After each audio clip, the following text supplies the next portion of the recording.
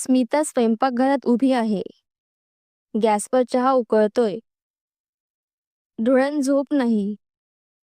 काल रात्रीचे भांडण अजूनही मनात फिरतंय. कपात चहा ओतते.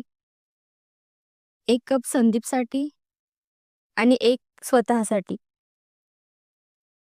संदीप हॉलमध्ये मोबाईल बघत बसलेला. दोघांचं बोलणं मात्र बंद होतं. स्मिता मनात म्हणते, नेहमी मलाच का समजून घ्यायचं? मी पण थकते ना. प्रत्येक गोष्टीला मीच का झुकायचं?